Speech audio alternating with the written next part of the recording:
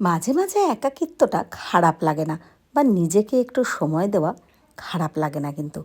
তো হঠাৎ করেই মনে হলো নিজেকে একটু সময় দেওয়ার দরকার। সেজন্য হট করে বেরিয়ে পড়লাম আমাদেরই নববারাকপুরের অরমোজ পিৎজা পয়েন্টে। তো এটা কোথায়?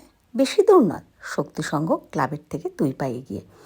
তো পিৎজা পয়েন্টে গিয়ে একটু ভেতরটা দেখাবো না তাই কি হয়, ভিডিও করবো না তাই কি হয়, বা কয়েকটা স্টিল ছবি তুলবো না এটাও বা কী করে হতে পারে? আমরা কোথাও গেলে এখন আমাদের খাবারের থেকে এটা কিন্তু আগে দরকার পড়ে।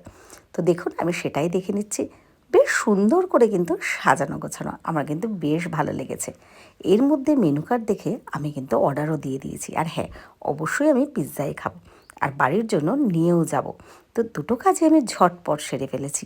এরপরে আমি অপেক্ষা করে আছি কখন আমার জন্য পিৎজাটা আসবে। খাবার জন্য তো দেখেছেন এসে গেছে, আর লোভ সামলাতে পারছি না কিন্তু।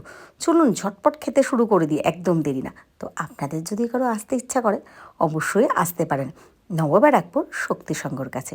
দেখুন দেখেছেন কি লোভ লাগছে তো? না না, ভয় নেই, আমার পেট খারাপ হবে না, আপনারা লোভ দিতে পারেন। চলুন, টাটা।